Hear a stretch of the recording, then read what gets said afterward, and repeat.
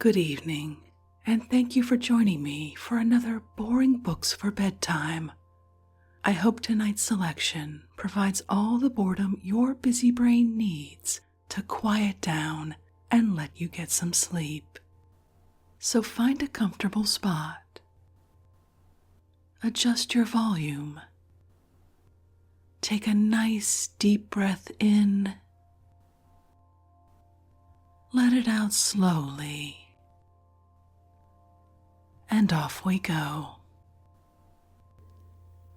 Tonight, we're taking a stroll with one of the first American environmentalists, John Muir, and his book, 1,000-Mile Walk to the Gulf, edited by William Frederick Bade, published by Houghton Mifflin Company, Boston and New York, 1916.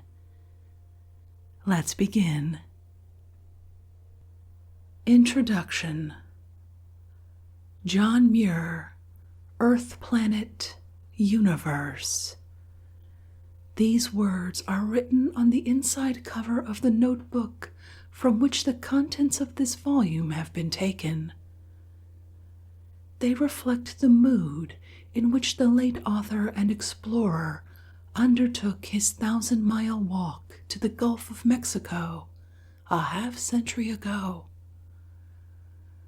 No less does this refreshingly cosmopolitan address, which might have startled any finder of the book, reveal the temper and the comprehensiveness of Mr. Muir's mind. He never was and never could be a parochial student of nature. Even at the early age of 29, his eager interest in every aspect of the natural world had made him a citizen of the universe. While this was by far the longest botanical excursion which Mr. Muir made in his earlier years, it was by no means the only one. He had botanized around the Great Lakes, in Ontario, and through parts of Wisconsin, Indiana, and Illinois. On these expeditions, he had disciplined himself to endure hardship, for his notebooks disclose the fact that he often went hungry and slept in the woods or on the open prairies, with no cover except the clothes he wore. He writes in some unpublished biographical notes, quote, "Oftentimes I had to sleep out without blankets, and also without supper or breakfast. But usually I had no great difficulty in finding a loaf of bread in the widely scattered clearings of the farmers. With one of these big backwoods loaves, I was able to wander many a long, wild mile, free as the winds in the glorious forests and bogs, gathering plants and feeding on God's abounding, inexhaustible spiritual beauty bread. Only once in my long Canada wanderings was the deep peace of the wilderness savagely broken. It happened in the maple woods about midnight, when I was cold and my fire was low. I was awakened by the awfully dismal howling of the wolves and got up in haste to replenish the fire." End quote. It was not, therefore, a new species of adventure upon which Mr. Muir embarked when he started on his southern foot tour. It was only a new response to the lure of those favorite studies which he had already pursued over uncounted miles of virgin western forests and prairies. Indeed, had it not been for the accidental injury to his right eye in the month of March, 1867, he probably would have started somewhat earlier than he did. In a letter to Indianapolis friends on the day after the accident, he refers mournfully to the interruption of a long-cherished plan. He writes, quote, For weeks I have daily consulted maps in locating a route through the southern states, the West Indies, South America, and Europe, a botanical journey studied for years. And so my mind has long been in a glow with visions of the glories of a tropical flora. But alas, I am half blind. My right eye, trained to minute analysis, is lost, and I have scarce heart to open the other. Had this journey been accomplished, the stock of varied beauty acquired would have made me willing to shrink into any corner of the world, however obscure and however remote. End quote. The injury to his eye proved to be less serious than he had at first supposed.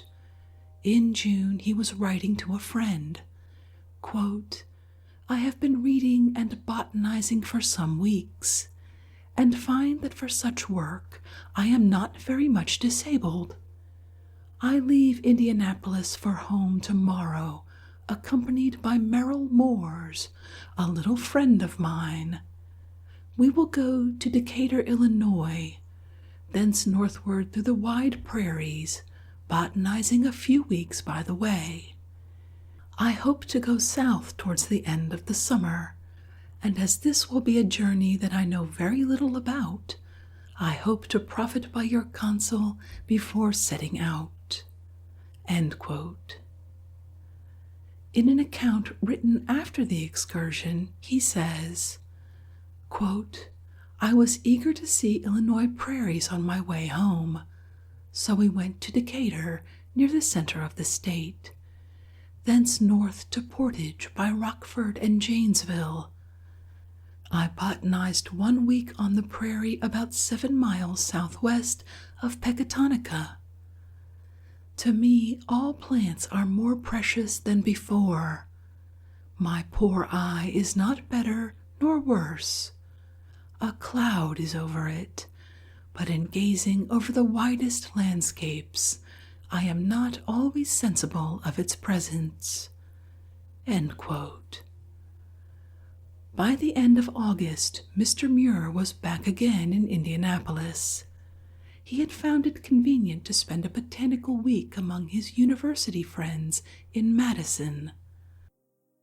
So keen was his interest in plants at this time that an interval of 5 hours spent in Chicago was promptly turned to account in a search for them.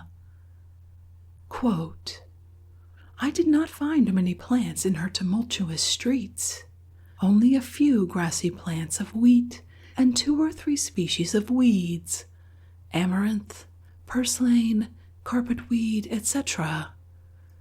The weeds, I suppose, for man to walk upon, the wheat to feed him. I saw some green algae, but no mosses. Some of the latter I expected to see on wet walls and in seams on the pavements. But I suppose that the manufacturer's smoke and the terrible noise are too great for the hardiest of them. I wish I knew where I was going. Doomed to be carried of the spirit into the wilderness, I suppose. I wish I could be more moderate in my desires, but I cannot, and so there is no rest. End quote. The letter noted above was written only 2 days before he started on his long walk to Florida. If the concluding sentences still reflect indecision, they also convey a hint of the overmastering impulse under which he was acting. The opening sentences of his journal, afterwards crossed out, witness to this sense of inward compulsion which he felt. He wrote, Few bodies are inhabited by so satisfied a soul that they are allowed exemption from extraordinary exertion through a whole life. After reciting illustrations of nature's periodicity, of the ebbs and flows of tides, and the pulsation of other forces, visible and invisible, he observes that, quote, so also there are tides, not only in the affairs of men, but in the primal thing of life itself. In some persons, the impulse, being slight, is easily obeyed or overcome, but in others, it is constant and cumulative in action until its power is sufficient to overmaster all impediments and to accomplish the full measure of its demands.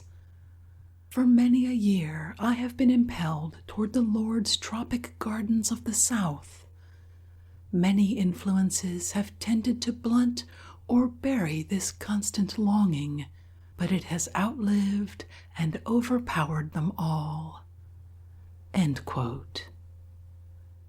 Muir's love of nature was so largely a part of his religion that he naturally chose biblical phraseology when he sought a vehicle for his feelings. No prophet of old could have taken his call more seriously or have entered upon his mission more fervently. During the long days of his confinement in a dark room, he had opportunity for much reflection. He concluded that life was too brief and uncertain, and time too precious, to waste upon belts and saws, that while he was pottering in a wagon factory, God was making a world, and he determined that, if his eyesight was spared, he would devote the remainder of his life to a study of the process. Thus the previous bent of his habits and studies, and the sobering thoughts induced by one of the bitterest experiences of his life, combined to send him on the long journey recorded in these pages. Some autobiographical notes found among his papers furnish interesting additional details about the period between his release from the dark room and his departure for the South. He says, quote, as soon as I got out into heaven's light, I started on another long excursion, making haste with all my heart to store my mind with the Lord's beauty, and thus be ready for any fate, light or dark. And it was from this time that my long, continuous wanderings may be said to have fairly commenced. I bade adieu to mechanical inventions, determined to devote the rest of my life to the study of the inventions of God. I first went home to Wisconsin, botanizing by the way, to take leave of my father and mother, brothers and sisters, all of whom were still living near Portage.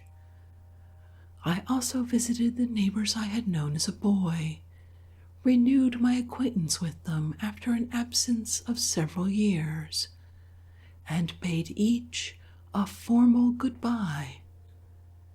When they asked where I was going, I said, "Oh, I don't know, just anywhere in the wilderness southward. I have already had glorious glimpses of the Wisconsin, Iowa, Michigan, Indiana, and Canada wildernesses. Now I propose to go south and see something of the vegetation of the warm end of the country, and, if possible, to wander far enough into South America to see tropical vegetation in all its palmy glory." The neighbors wished me well, advised me to be careful of my health, and reminded me that the swamps in the South were full of malaria. I stopped overnight at the home of an old Scotch lady who had long been my friend and was now particularly motherly in good wishes and advice. I told her that as I was sauntering along the road, Just as the sun was going down, I heard a darling speckle-breast sparrow singing, "The day's done, the day is done." "Well, John, my dear laddie," she replied, "your day will never be done. There is no end to the kind of studies you like so well. But there is an end to mortal strength of body and mind, to all that mortals can accomplish. You are sure to go on and on, but I want you to remember the fate of Hugh Miller. She was one of the finest examples I ever knew of a kind, generous, great-hearted Scotchwoman." End quote. The formal leave-taking from family and neighbors indicates his belief that he was parting from home and friends for a long time. On Sunday, the 1st of September, 1867, Mr. Muir said goodbye also to his Indianapolis friends, and went by rail to Jeffersonville, where he spent the night. The next morning he crossed the river, walked through Louisville, and struck southward through the state of Kentucky. A letter written a week later among the hills of Bear Creek, 7 miles southeast of Burkesville, Kentucky, shows that he had covered about 25 miles a day. He says, quote, "I walked from Louisville, a distance of 170 miles, and my feet are sore. But oh, I am paid for all my toil 1,000 times over. I am in the woods on a hilltop, with my back against a moss-clad log. I wish you could see my last evening's bedroom. The sun has been among the treetops for more than an hour. The dew is nearly all taken back, and the shade in these hill basins is creeping away into the unbroken strongholds of the grand old forests. I have enjoyed the trees and scenery of Kentucky exceedingly. How shall I ever tell of the miles and miles of beauty that have been flowing into me in such measure? These lofty curving ranks of lobing, swelling hills, these concealed valleys of fathomless verdure, and these lordly trees with the nursing sunlight glancing in their leaves upon the outlines of the magnificent masses of shade embosomed among their wide branches, these are cut into my memory to go with me forever. I was a few miles south of Louisville when I planned my journey. I spread out my map under a tree and made up my mind to go through Kentucky, Tennessee, and Georgia to Florida, thence to Cuba, thence to some part of South America. But it will be only a hasty walk. I am thankful, however, for so much. My route will be through Kingston and Madisonville, Tennessee, and through Blairsville and Gainesville, Georgia. Please write me at Gainesville. I am terribly letter-hungry. I hardly dare to think of home and friends." End quote. In editing the journal, I have endeavored, by use of all the available evidence, to trail Mr. Muir as closely as possible on maps of the 1860s, as well as on the most recent state and topographical maps. The one used by him has not been found, and probably is no longer in existence. Only about 22 towns and cities are mentioned in his journal. This constitutes a very small number when one considers the distance he covered. Evidently, he was so absorbed in the plant life of the region traversed that he paid no heed to towns, and perhaps avoided them whenever possible. The sickness which overtook him in Florida was probably of a malarial kind, although he describes it under different names. It was no doubt a misfortune in itself, and a severe test for his vigorous constitution. But it was also a blessing in disguise, inasmuch as it prevented him from carrying out his foolhardy plan of penetrating the tropical jungles of South America along the Andes to a tributary of the Amazon, and then floating down the river on a raft to the Atlantic. As readers of the journal will perceive, he clung to this intention even during his convalescence at Cedar Keys and in Cuba. In a letter dated the 8th of November, he describes himself as just creeping about, getting plants and strength after my fever. Then he asks his correspondent to direct letters to New Orleans, Louisiana. He writes, "I shall have to go there for a boat to South America. I do not yet know to which point in South America I had better go." End quote. His hope to find there a boat for South America explains an otherwise mystifying letter in which he requested his brother David to send him a certain sum of money by American Express order to New Orleans.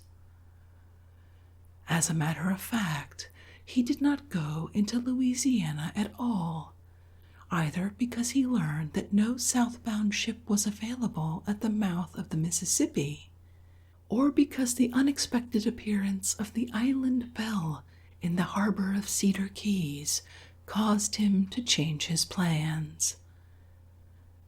In later years, Mr. Muir himself strongly disparaged the wisdom of his plans with respect to South America, as may be seen in the chapter that deals with his Cuban sojourn.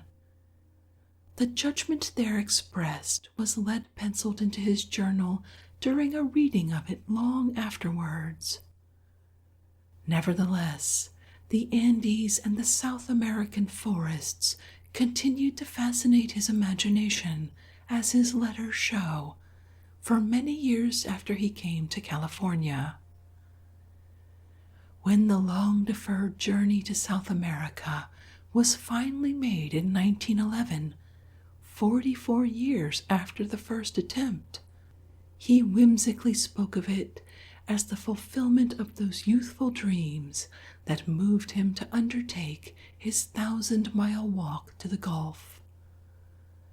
Mr. Muir always recalled with gratitude the Florida friends who nursed him through his long and serious illness. In 1898, while traveling through the South on a forest inspection tour with his friend Charles Sprague Sargent, he took occasion to revisit the scenes of his early adventures. It may be of interest to quote some sentences from letters written at that time to his wife and to his sister Sarah. Quote, "I have been down the east side of the Florida peninsula along the Indian River, through the palm and pine forests to Miami, and thence to Key West and the southmost keys stretching out towards Cuba. Returning, I crossed over to the west coast by Palatka to Cedar Keys, on my old track made 31 years ago, in search of the Hodgsons, who nursed me through my long attack of fever. Mr. Hodgson died long ago, also the eldest son, with whom I used to go boating among the keys while slowly convalescing." End quote. He then tells how he found Mrs. Hodgson and the rest of the family at Archer.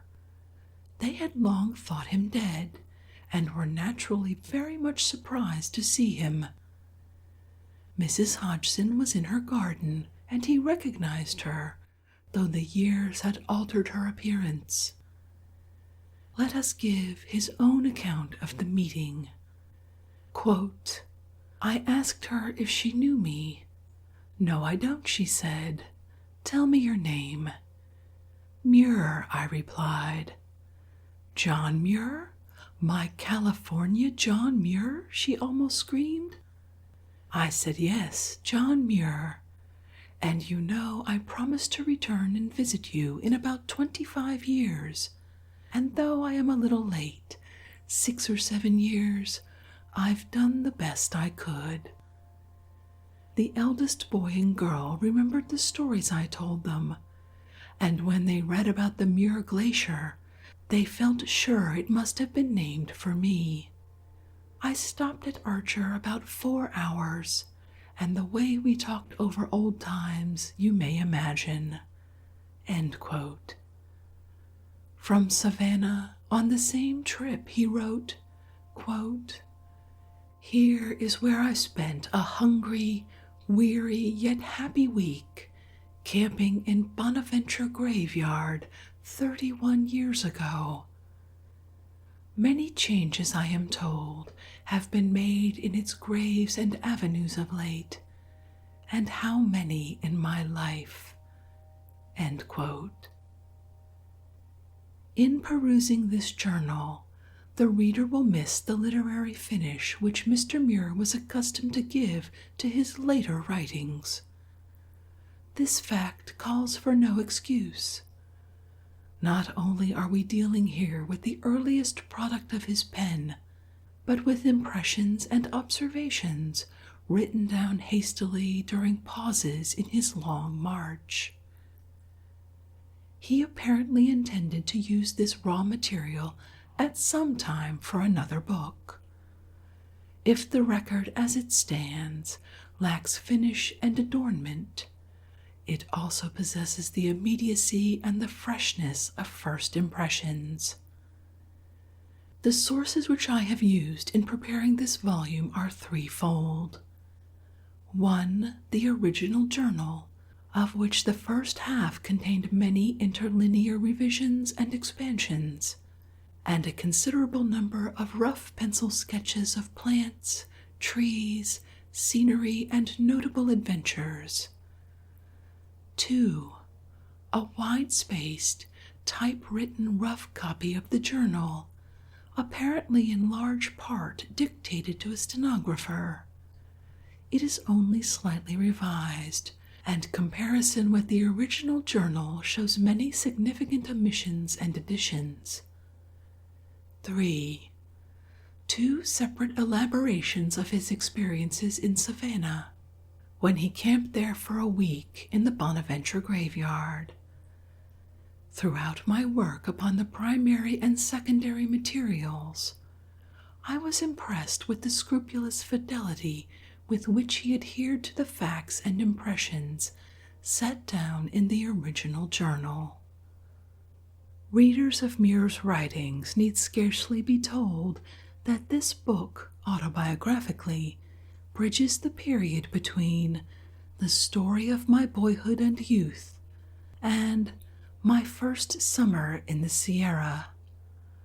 However, one span of the bridge was lacking, for the journal ends with Mr. Muir's arrival in San Francisco about the 1st of April, 1868, while his first summer in the Sierra was that of 1869. By excerpting from a letter a summary account of his first visit to Yosemite, and including a description of 20 Hill Hollow, where he spent a large part of his first year in California, the connection is made complete.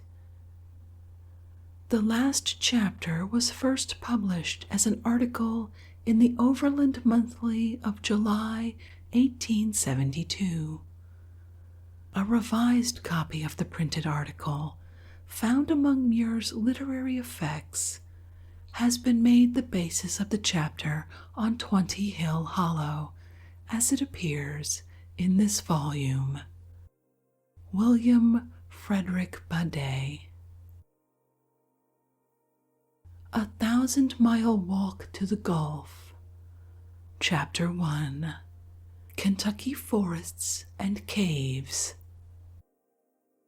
I had long been looking from the wild woods and gardens of the northern states to those of the warm South, and at last, all drawbacks overcome, I set forth from Indianapolis on the first day of September, 1867, joyful and free, on a 1,000-mile walk to the Gulf of Mexico. The trip to Jeffersonville on the banks of the Ohio was made by rail. Crossing the Ohio at Louisville, September 2nd, I steered through the big city by compass without speaking a word to anyone. Beyond the city, I found a road running southward, and after passing a scatterment of suburban cabins and cottages, I reached the green woods and spread out my pocket map to rough hew a plan for my journey. My plan was simply to push on in a general southward direction by the wildest, leafiest, and least trodden way I could find, promising the greatest extent of virgin forest. Folding my map, I shouldered my little bag and plant press, and strode away among the old Kentucky oaks, rejoicing in splendid visions of pines and palms and tropic flowers in glorious array, not, however, without a few cold shadows of loneliness, although the great oaks seemed to spread their arms in welcome. I have seen oaks of many species in many kinds of exposure and soil, but those of Kentucky excel in grandeur all I had ever before beheld. They are broad and dense and bright green. In the leafy bowers and caves of their long branches dwell magnificent avenues of shade, and every tree seems to be blessed with a double portion of strong, exulting life. Walked 20 miles, mostly on river bottom, and found shelter in a rickety tavern. September 3rd. Escaped from the dust and squalor of my garret bedroom to the glorious forest. All the streams that I tasted hereabouts are salty, and so are the wells. Salt River was nearly dry. Much of my way this forenoon was over naked limestone. After passing the level ground that extended 25 or 30 miles from the river, I came to a region of rolling hills called Kentucky Knobs, hills of denudation covered with trees to the top. Some of them have a few pines. For a few hours I followed the farmers' paths, but soon wandered away from roads and encountered many a tribe of twisted vines difficult to pass. Emerging about noon from a grove of giant sunflowers, I found myself on the brink of a tumbling rocky stream called Rolling Fork. I did not expect to find bridges on my wild ways, and at once started to ford, when a woman on the opposite bank earnestly called on me to wait until she could tell the menfolks to bring me a horse, that the river was too deep and rapid to wade, and that I would certain be drowned if I attempted to cross. I replied that my bag and plants would ballast me, that the water did not appear to be deep, and that if I were carried away, I was a good swimmer and would soon dry in the sunshine. But the cautious old soul replied that no one ever waded that river, and set off for a horse, saying that it would be no trouble at all. In a few minutes the ferry horse came gingerly down the bank through vines and weeds.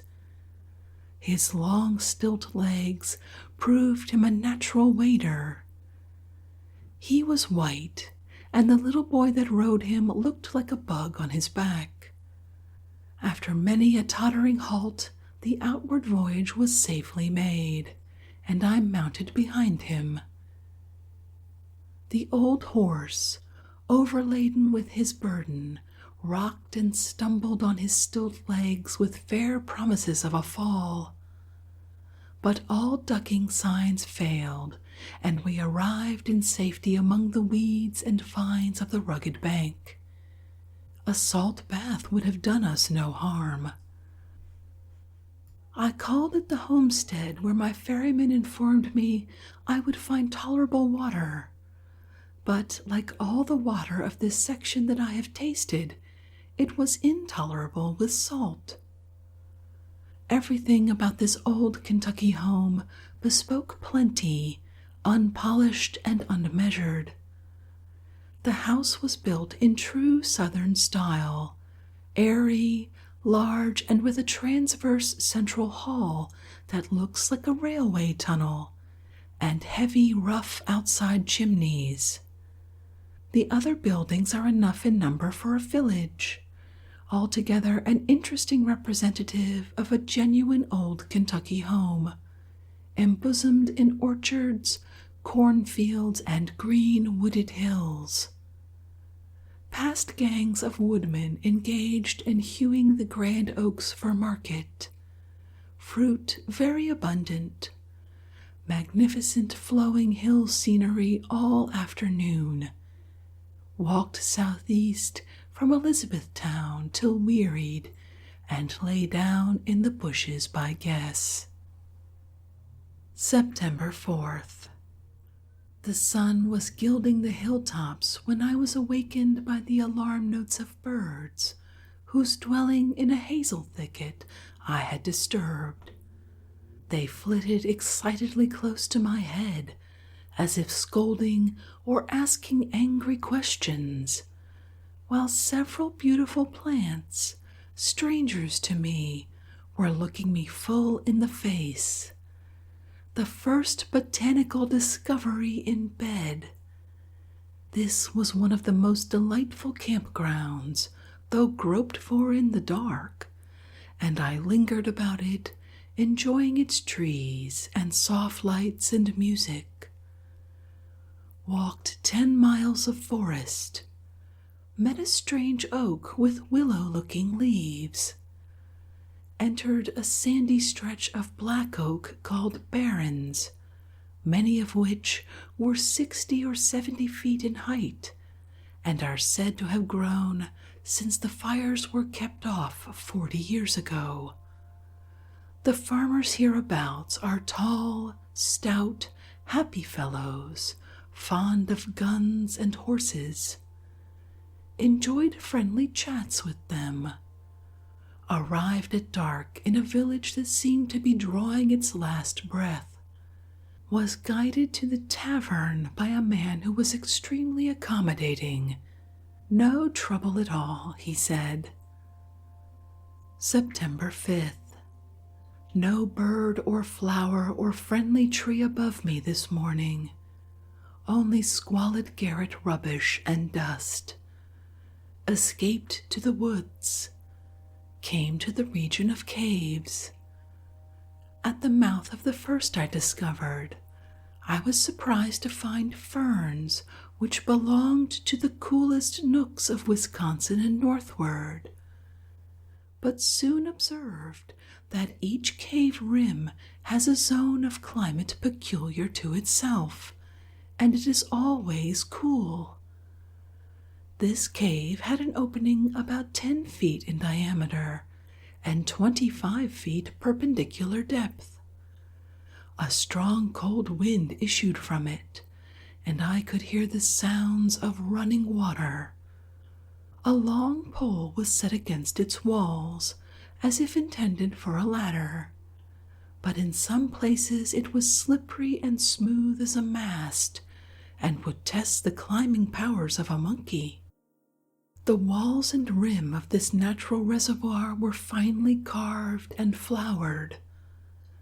Bushes leaned over it with shading leaves, and beautiful ferns and mosses were in rows and sheets on its slopes and shelves. Lingered here a long happy while, pressing specimens and printing this beauty into memory. Arrived about noon at Munfordville. Was soon discovered and examined by Mr. Munford himself, a pioneer and father of the village. He is a surveyor, has held all country offices, and every seeker of roads and lands applies to him for information. He regards all the villagers as his children, and all strangers who enter Munfordville as his own visitors. Of course, he inquired my business, destination, etc., and invited me to his house.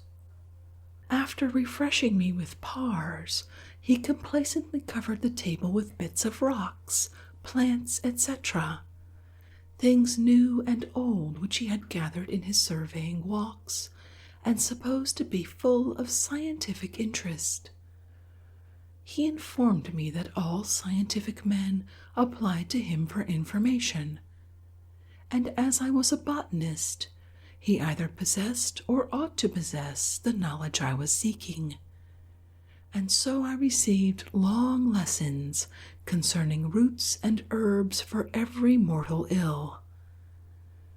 Thanking my benefactor for his kindness, I escaped to the fields and followed a railroad along the base of a grand hill ridge.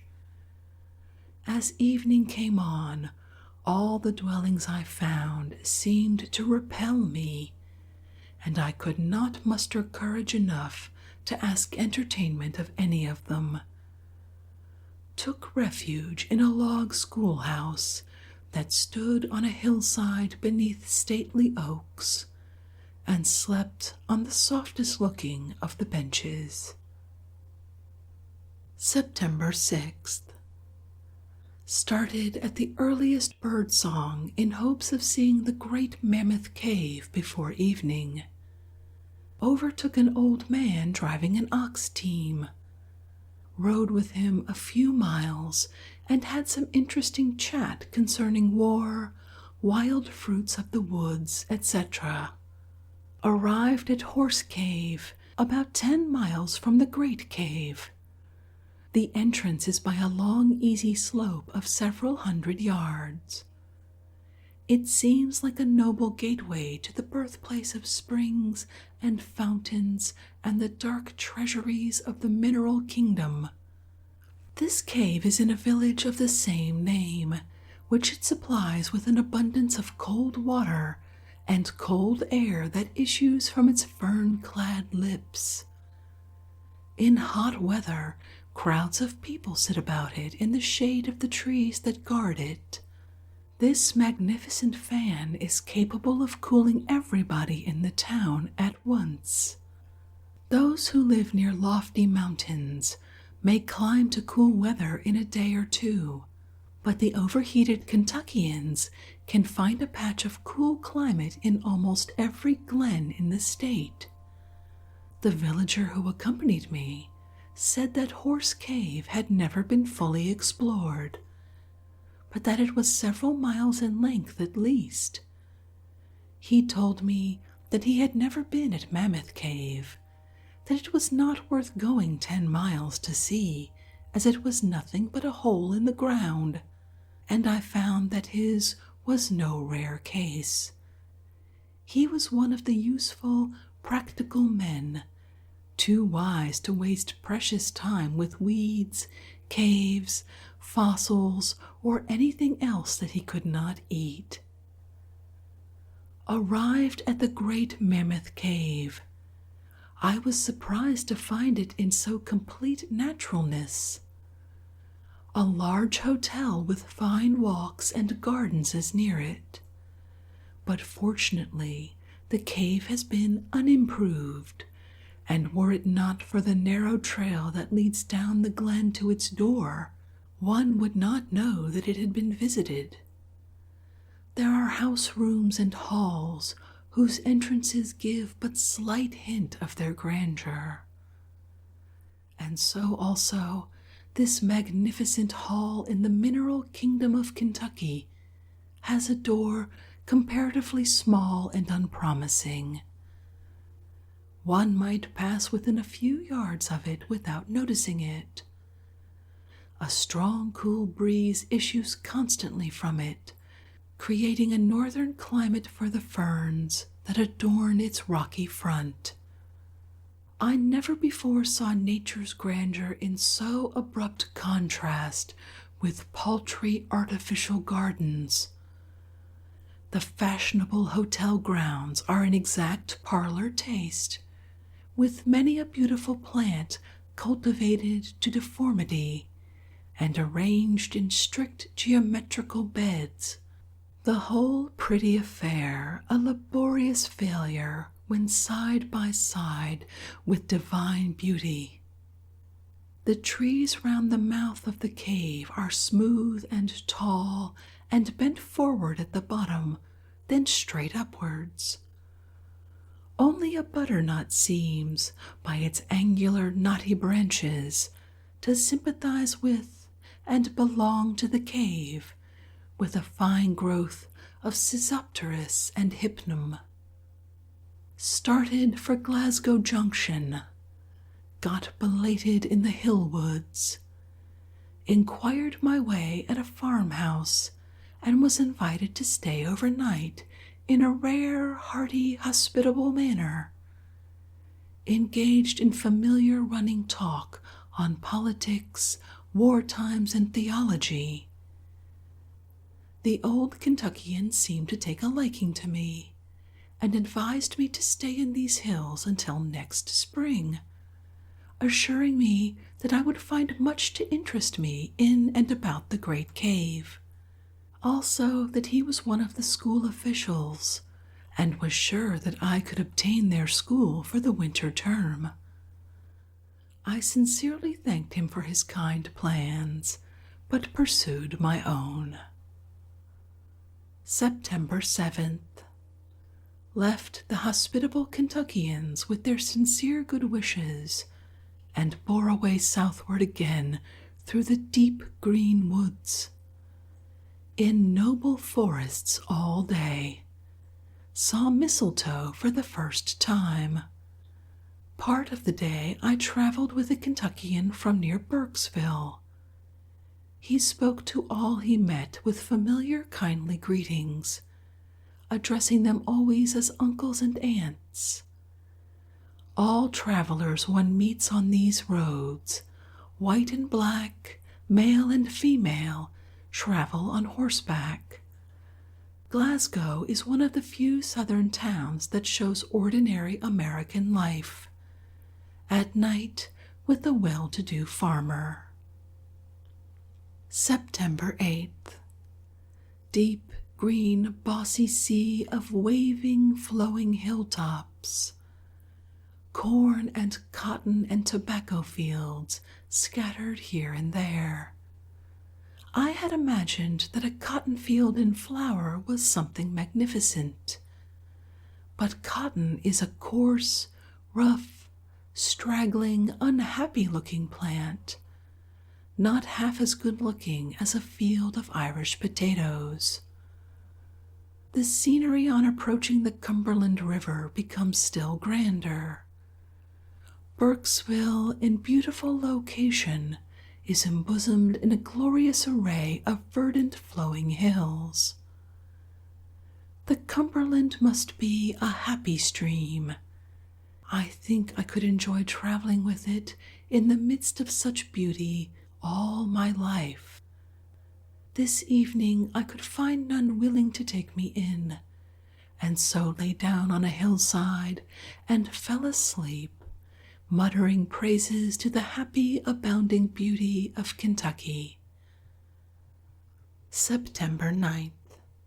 Another day in the most favored province of bird and flower. Many rapid streams, flowing in beautiful flower-bordered canyons embosomed in dense woods. Am seated on a grand hill slope that leans back against the sky like a picture. Amid the wide waves of green wood, there are spots of autumnal yellow, and the atmosphere too has the dawnings of autumn in colors and sounds. The soft light of morning falls upon ripening forests of oak and elm, walnut and hickory, and all nature is thoughtful and calm. Kentucky is the greenest, leafiest state I have yet seen. The sea of soft, temperate plant green is deepest here.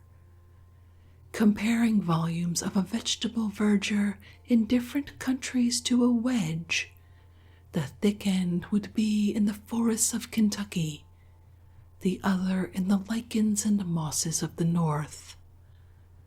This verdure wedge would not be perfect in its lines. From Kentucky, it would maintain its thickness long and well in passing the level forests of Indiana and Canada. From the maples and pines of Canada, it would slope rapidly to the bleak Arctic hills with dwarf birches and alders.